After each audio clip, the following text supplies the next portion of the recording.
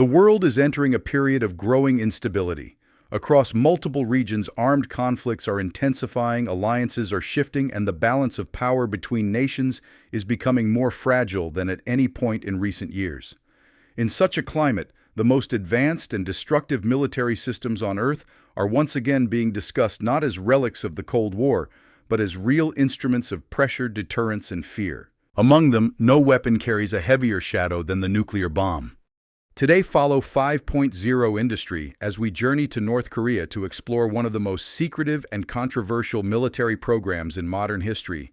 Not to reveal a blueprint, but to understand how an isolated state under extreme pressure and decades of sanctions built a nuclear force powerful enough to alter regional security and command the attention of the entire world. Behind every missile parade and underground test lies an industrial story of mines, reactors, laboratories, military doctrine, and national survival. This is the story of how North Korea built its nuclear program. Nuclear weapons are not ordinary arms. They are not simply larger bombs or more powerful missiles. They are the final expression of state power combining physics, engineering, mining, metallurgy, and military strategy into one terrifying system.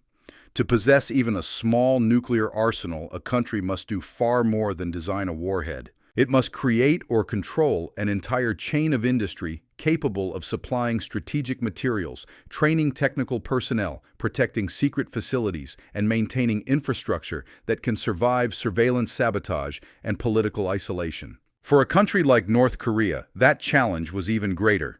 It lacked the economic power of the United States, the industrial depth of Russia, and the international support networks available to many other nuclear states.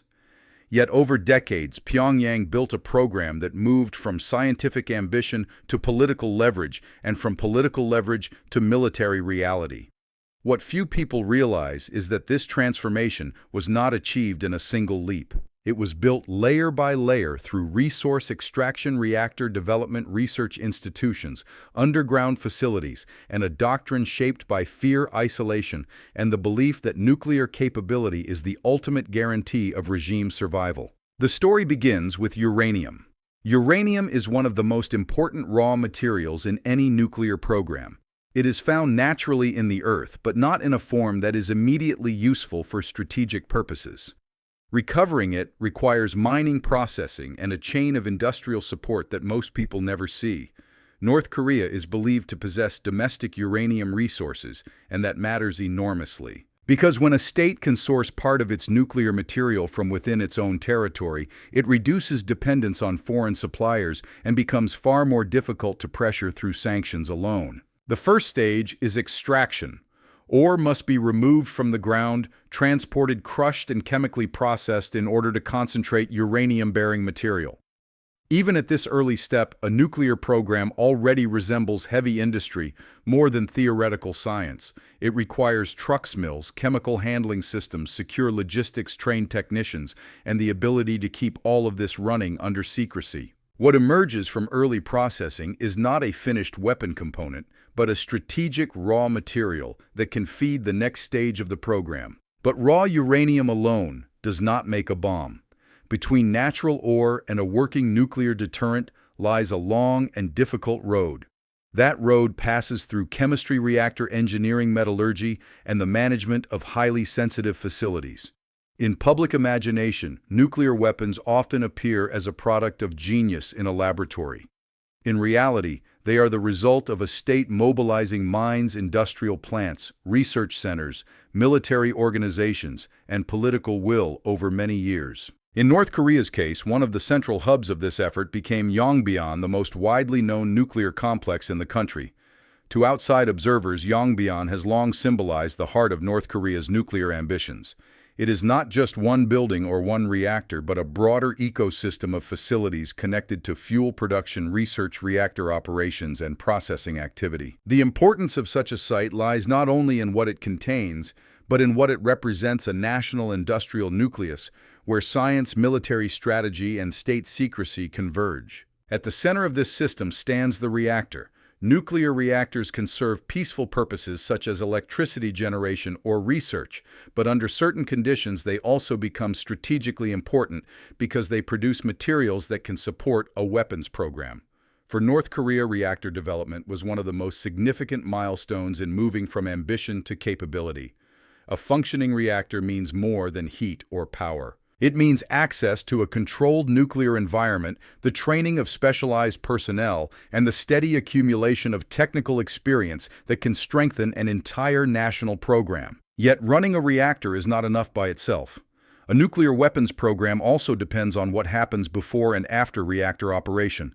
Fuel must be fabricated, materials must be processed, waste streams must be handled, facilities must be shielded, guarded, monitored, and often hidden. The result is a chain that is industrial from beginning to end. Behind every public announcement or foreign intelligence estimate stands a less visible reality. Maintenance crews, chemists, engineers, transport units, security cordons, concrete shielding, and logistics systems that must continue functioning year after year. What makes North Korea's case especially striking is the role of endurance. Many nations have scientific ambition. Fewer can preserve a strategic program through famine sanctions, diplomatic isolation, and chronic economic weakness. North Korea did so by concentrating resources into sectors it considered essential to regime survival. In that logic, the nuclear program was never just a military project. It was a political shield, a diplomatic bargaining chip, a propaganda symbol, and a national priority elevated above many ordinary economic needs. This helps explain why the program continued despite repeated international pressure. Sanctions were designed to limit access to technology materials, fuel finance, and equipment. Diplomatic agreements sought to freeze, slow, or reverse progress. Inspections and monitoring attempted to increase transparency. Yet the program endured. Part of that endurance came from domestic control. Part came from secrecy. And part came from the basic reality that once a state builds enough knowledge, enough infrastructure, and enough institutional commitment, dismantling that system becomes far harder than outsiders often assume. The next stage in North Korea's rise as a nuclear state was testing. A nuclear program can remain theoretical for years, but a test changes everything. It turns claim into demonstration. It sends a signal not only to rival governments, but to military planners, intelligence agencies, investors, and civilian populations. Underground nuclear tests became one of the clearest indicators that North Korea was no longer merely seeking prestige. It was building a real deterrent. These tests were not only military events, they were industrial and geological events as well. Conducting an underground test requires preparation on a massive scale, tunneling into mountains, transporting equipment through secure routes, instrumenting the site's sealing chambers, and managing the risk of collapse, radiation release, or detection.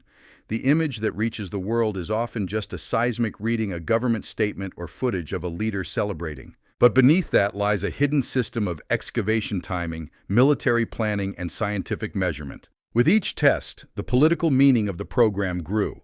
North Korea was no longer simply developing nuclear capability in theory. It was signaling that it possessed a force other states had to take seriously. And that is where the program became inseparable from missile development. A nuclear device has strategic meaning on its own, but a nuclear weapon becomes far more consequential when paired with delivery systems capable of reaching regional or even intercontinental targets. This is why missile launches and nuclear development in North Korea are often discussed together. The warhead and the missile are different parts of the same strategic equation. One provides destructive power, the other provides reach. Over time, North Korea invested heavily in both. Missile parades, launch footage, transporter erector launchers, underground storage, and test sites all became part of the visual language of deterrence. These images were not just for domestic audiences. They were messages to South Korea, Japan, the United States, and every government trying to measure the true extent of North Korea's capabilities. But nuclear weapons are not sustained by spectacle alone.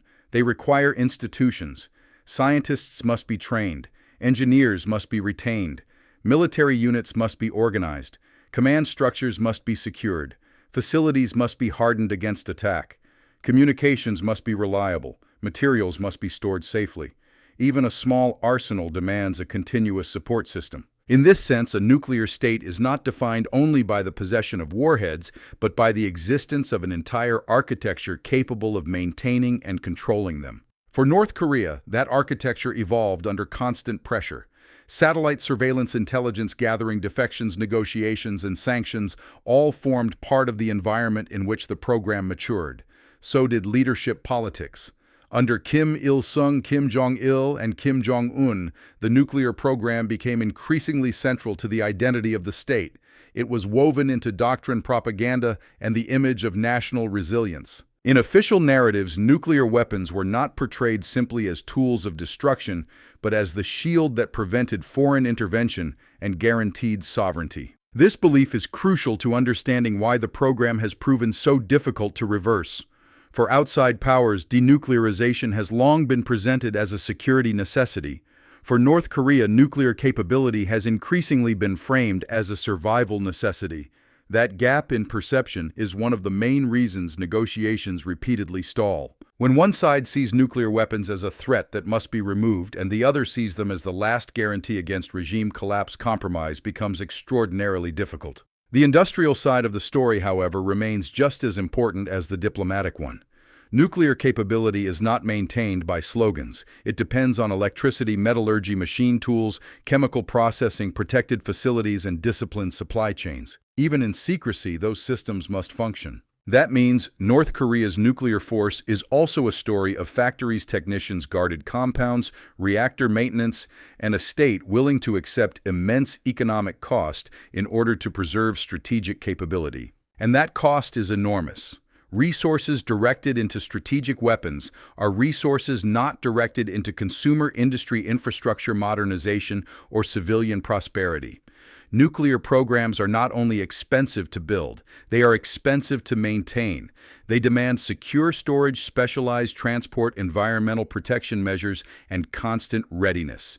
For a wealthy superpower, this burden is already immense. For an isolated economy under sanctions, it is even heavier. Yet Pyongyang appears to have concluded that the cost is worth paying because the alternative in its view is vulnerability. That brings us to the broader global meaning of North Korea's program. Nuclear weapons in the hands of a small, heavily sanctioned and highly militarized state produce a level of uncertainty that extends far beyond the Korean peninsula. Every missile test, every satellite image of activity at Yongbyon, every statement from Pyongyang or Washington can influence military planning across East Asia. South Korea must adapt. Japan must adapt. The United States must adapt. China and Russia must calculate accordingly. What begins as a secretive national project becomes a force that reshapes regional security architecture. And still, the most haunting reality remains the nature of the weapon itself. Nuclear arms are unlike any conventional bomb, missile, or artillery system. Their destructive power is not measured only in blast radius, but in temperature, radiation, long-term contamination, and psychological terror. Even a limited use would transform not only a battlefield, but world politics' humanitarian response in the course of history. That is why every expansion of nuclear capability anywhere in the world draws such intense attention. The stakes are not local, they are civilizational. So when we ask how North Korea produced nuclear weapons, the answer is larger than a single lab, a single reactor, or a single test. It is the story of a state that built a strategic chain from raw mineral resources to high-level political leverage. It is a story of mines, reactors, scientists, military planners, underground facilities, sanctions, evasion, missile programs, and above all, a leadership that came to see nuclear capability as the final insurance policy of the regime. Step by step, year by year, it turned industrial persistence into strategic power. From uranium in the ground to secure compounds behind guarded fences, from reactor complexes to underground tunnels, from technical research to missile demonstrations, the North Korean nuclear program is one of the clearest examples of how modern industry can be concentrated into a single national objective. It is not simply about science. It is about power, fear, deterrence, survival, and the willingness of a state to reshape its entire priorities around one ultimate weapon. And that is what makes this story so important today. In a world of rising military tension and unstable alliances, nuclear weapons are no longer just artifacts of history. They remain active instruments of pressure in the present. Their existence continues to influence diplomacy, war planning, and the psychology of nations. North Korea's program is not just a regional issue.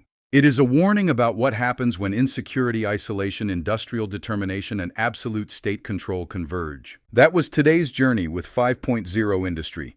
If you found this video insightful, do not forget to like, subscribe, and turn on notifications.